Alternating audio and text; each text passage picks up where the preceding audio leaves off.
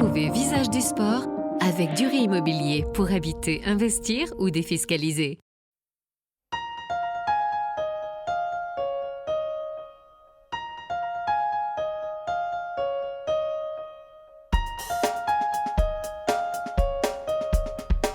Bonjour à toutes et à tous et bienvenue ici au Moulin de Rambourg à Némy dans ce joli théâtre de verdure. Je dois vous le dire, j'affectionne particulièrement. Dans cette émission, deux invités. Franck Jahan, gérontologue, il a fondé les Villages Incos, il y a 4 villas.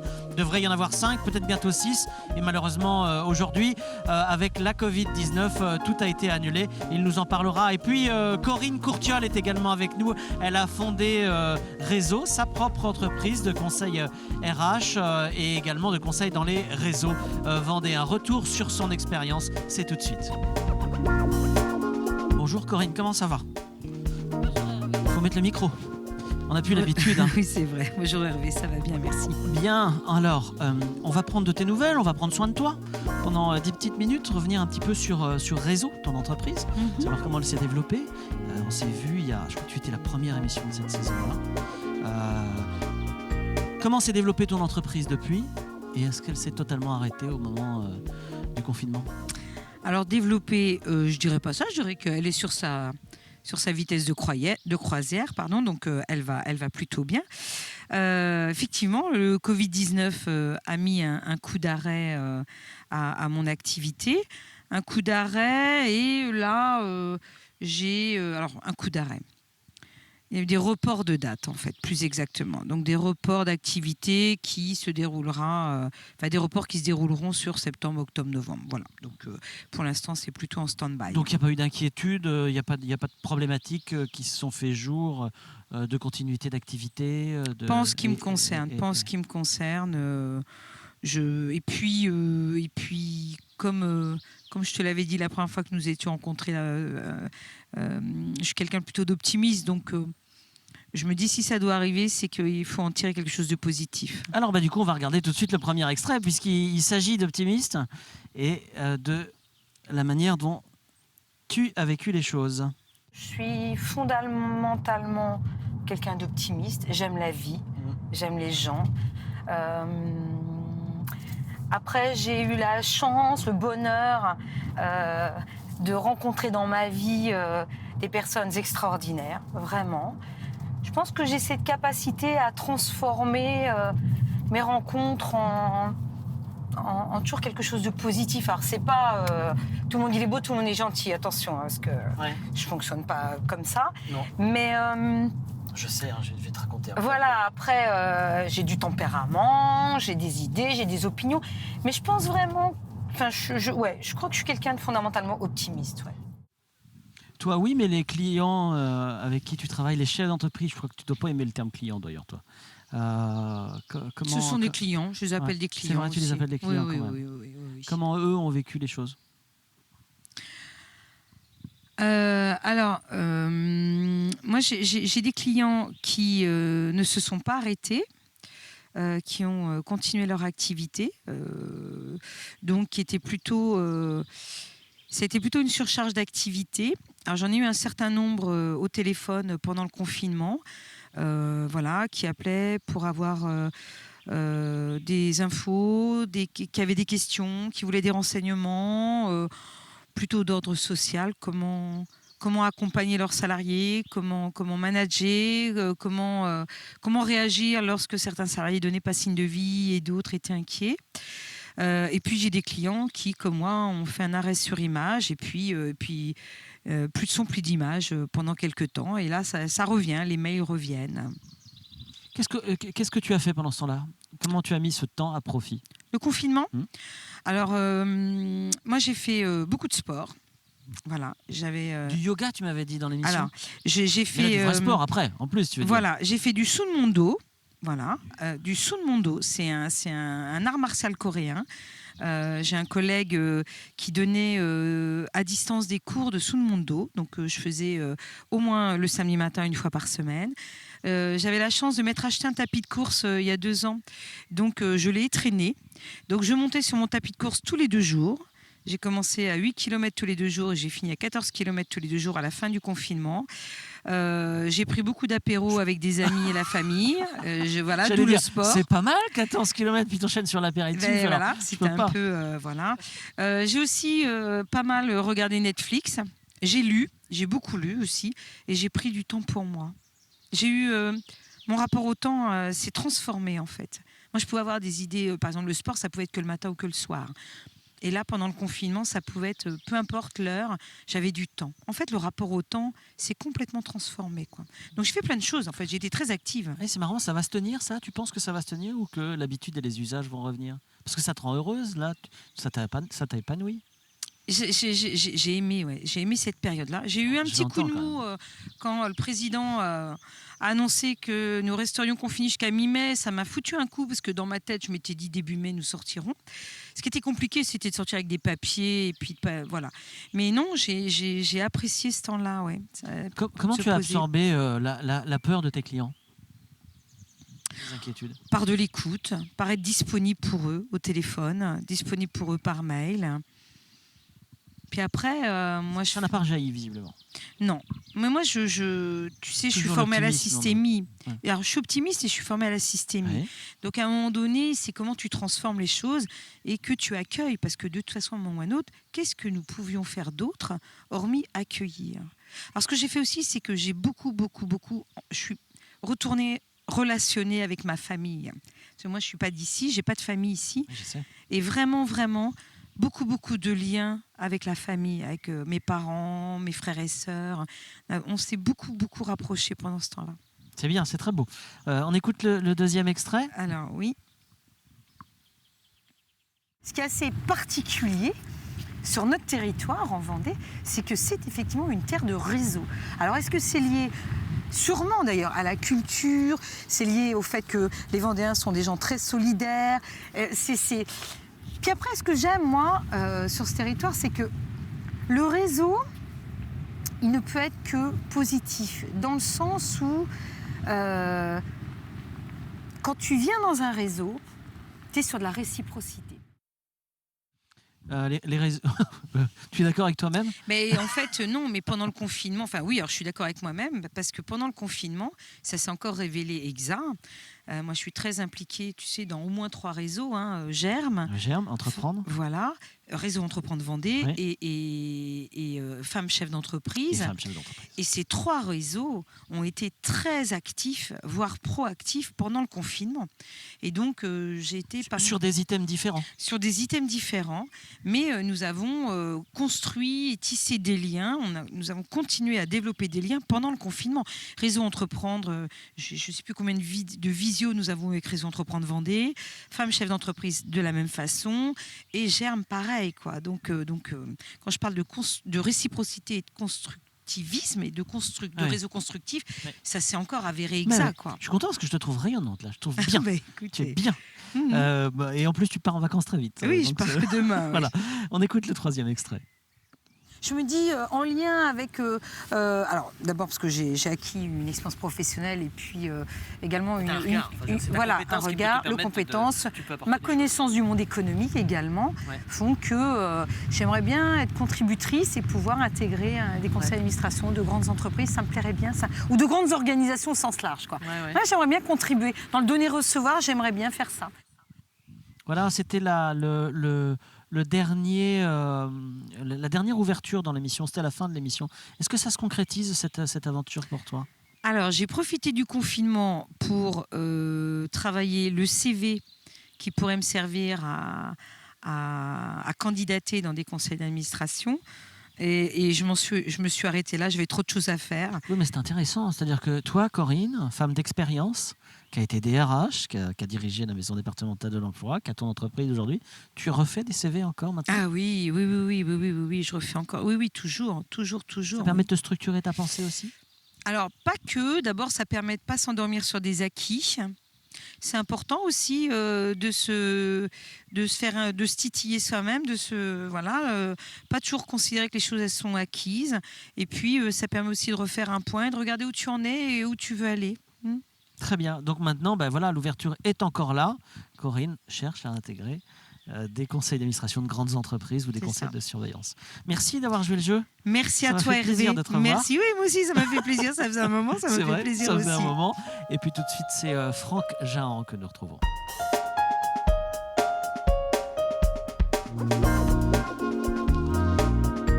Bonjour Franck, comment ça va? Mais ça va très bien, Hervé. Et toi? Bien reposé? Même si c'est toi qui interview. Oui, ça va pas mal, ça va pas mal. Bien reposé? Tu as pu prendre des vacances depuis le mois de décembre? Pas franchement, comme Ouais. beaucoup de personnes. Et même si tu avais quelques projets, ils ont été, on imagine, bien bouleversés par la période. Ils ont été bouleversés et j'ai la chance qu'ils sont reportés, entre autres pour bien. les 20 ma grande fille. C'est bien, très bien. Celle qui faisait du cheval? C'était la dernière, celle-ci, c'est la dernière, D'accord, Inès. D'accord, Inès, dont on avait parlé dans l'émission. Voilà. Franck, cette période, elle a certainement un goût tout à fait singulier pour toi, le gérontologue, puisque les personnes âgées étaient en première ligne de la détresse et certainement du coup des inquiétudes dans notre société liée à la Covid-19. Comment toi, tu as réussi à absorber et à gérer la détresse des personnes âgées? Ce fut une période compliquée, difficile, d'une grande brutalité pour tout le monde, puisque le 15 mars de mémoire, un dimanche, le président annonce pour le lendemain la fermeture des établissements personnes âgées, entre autres.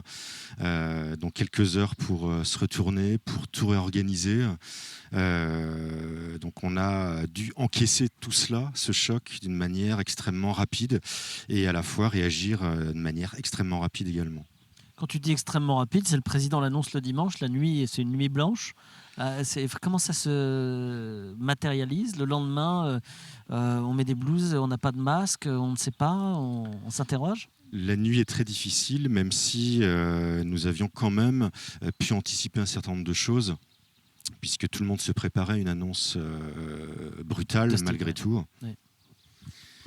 Les masques, c'était rien. compliqué pour nous aussi. Il y avait rien. Il n'y avait pas de masque, sauf que nous avons eu la chance de travailler avec tout un réseau de bénévoles qui nous ont, et ça fut la première étape du confinement pour nous, fabriqué en fait des masques artisanaux à base de filtres à café, de sopalin. Et voilà comment on a démarré, comment Merveilleux. on s'est préparé à combattre Ouais. cette atrocité de virus. Ouais, et les personnes âgées dans tes établissements avaient peur? Les personnes âgées, nos seniors, bien évidemment, avaient extrêmement peur. Tout le monde a joué le jeu. Tout le monde a joué le jeu du confinement. Il a fallu, parallèlement à cela, mettre en œuvre toute une organisation de nos équipes pour effectivement accompagner cette brutalité, ce choc psychologique à travers tout un tas de choses qu'on a pu mettre en place. Ce choc psychologique, comme tu l'évoques, ça a été un choc pour toi aussi? Bien Ou sûr. toi, tu n'étais pas concerné? Oui. Bien sûr. Ce fut, comme toutes ces situations totalement inédites, bien évidemment compliquées à gérer. Maintenant, voilà, de par mes fonctions, il n'y a pas le choix. Fallait se préparer, fallait trouver des solutions, fallait rester droit dans ses bottes, exemplaire aussi, pour entraîner, motiver les équipes. Et ça, ce fut un vrai challenge pendant 2 mois, voire plus de 2 mois. J'entends que tu n'as pas baissé les bras. Absolument, je ne baisse jamais les bras. Oui, non, mais j'entends qu'il y a eu vraiment, tu as porté en fait les personnes âgées. Il fallait parce que... Et le projet des villages Incos à bout de bras, quoi. Absolument, parce que c'est une sacrée responsabilité. Bien sûr. 4 établissements, ce qui représente pas loin de 400 vies. C'est quelque chose à porter. Pas de malades, pas de personnes en difficulté? Nous avons eu la chance et à la fois on a tout mis en œuvre pour Ça n'arrive pas. Pour appliquer toutes les mesures de précaution, toutes les distanciations physiques, etc. Et aujourd'hui, on est fiers, très fiers, d'avoir eu aucun cas, aucun malade, et de sortir, même si ce n'est pas encore fini, sans aucune personne touchée, que ce soit au niveau des habitants ou des équipes. On va regarder le premier extrait, si tu veux bien. Avec grand plaisir. Hop. Aucune journée ne se ressemble puisque lorsqu'on accompagne l'humain, tout est imprévu, tout est fait d'imprévu. Pour autant, j'essaie de passer tous les jours du temps au sein de chaque résidence pour rester imprégné de la vie au quotidien, accompagner les différentes situations qui nécessitent de l'être, apporter, parce que c'est plus fort que moi, de la créativité, de la stimulation à tous les niveaux, et surtout au niveau des équipes. Qu'est-ce qui a changé dans ton management 2 mois après Je ne parlerai pas de changement, je Qu'est-ce qui a évolué d'évolution qui m'ont rapproché encore plus des valeurs de notre projet, encore plus de l'humain. C'était vraiment là un axe absolument essentiel, envelopper, entourer, soutenir, motiver, stimuler, et puis une capacité du coup à encaisser tout cela et du coup à déborder d'activation, de ressources inespérées pour s'adapter, créer, innover durant cette période. La part de créativité n'a pas baissé ? Non, au contraire. C'est ce que je et crois grâce à comprendre. toutes mes équipes que je remercie du fond du cœur, parce qu'il a fallu déployer plein de talents pour occuper les gens, pour les distraire, Bien sûr. que ce soit en chorégraphie dans la rue, dans les jardins qu'on a essayé de mettre en place et qui ont très très bien fonctionné, des partenaires qui nous ont offert des tablettes tactiles pour communiquer avec les familles, le Rotary entre autres que je remercie, des paysagistes, des pépiniéristes qui nous ont offert des fleurs, des plantes qu'on a pu offrir aux habitants, suite de moments finalement de bonheur, d'une intensité vraiment extraordinaire. On regarde le 2e extrait. Dans notre philosophie, la mort fait partie de la vie. La mort fait partie de la vie, donc dès le départ, dès le premier accueil d'un de nos futurs habitants, on leur propose, s'ils le souhaitent, de tout mettre en œuvre pour les accompagner jusqu'à la fin de leur vie. Donc la mort est évoquée, la mort est parlée, et finalement, plus le temps passe et plus je me rends compte que finalement ce sont les plus jeunes qui sont mal à l'aise avec ce sujet-là, les personnes les plus proches concernés, en théorie, dans la logique des choses, en parlent avec du recul, avec beaucoup de vrai. Ça n'a pas changé avec la Covid ? Ça n'a pas... Non, je ne pense pas. Je ne pense pas que ça ait changé. Ça a réactivé beaucoup de souvenirs, notamment pour les plus anciens, pour ceux qui ont connu la guerre. On regarde le dernier extrait. Quelles sont tes plages de ressourcement ? Est-ce que c'est facile de se ressourcer quand on gère 4, bientôt 5 villas On n'a pas beaucoup de temps. Et comment tu gères la pression ? Il n'y a pas beaucoup de temps. L'eau est pour moi un élément qui me ressource, qui m'apaise, qui me fait du bien. Donc j'essaie de nager régulièrement, que ce soit dans la mer ou en piscine, mais surtout idéalement en mer. La lecture aussi. Mais t'as du temps pour lire, toi ? Quasiment pas. Donc je lis très peu, mais j'en rêve. D'accord, en fait, voilà. C'est parti de mes grands projets. Le fait de le dire. Alors pourquoi je te mets ça ? Parce que je sens que tu as continué à fond quand même. Et que les plages de ressourcement, il n'y avait même plus de plage d'ailleurs. Il n'y avait même plus de plage, là. Ça a été effectivement 2 mois et demi, 3 mois de vie non-stop consacrée effectivement à préserver toutes les personnes qui vivent ce projet, qui vivent notre projet. Il faut quand même que tu penses à toi. Tu commences à y penser, les vacances arrivent ? Ah oui, j'ai hâte, comme beaucoup de Français. Oui. Est-ce que tu vas pouvoir enfin prendre le temps de lire un peu ? Est-ce que tu as pris de bonnes résolutions ? J'ai pris de bonnes résolutions, il faut en prendre, c'est important. Et effectivement, cet été, je compte bien lire. Au plus tard cet été. Très bien.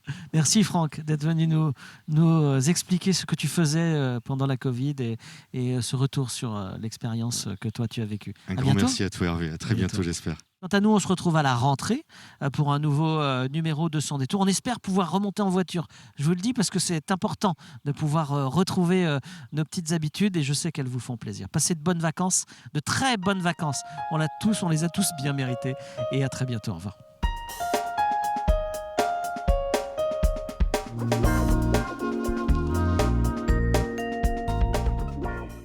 C'était Visage du sport avec Durée Immobilier. Découvrez nos nouveaux programmes lors de week-ends privilégiés. Plus d'infos sur durée-promoteur.fr.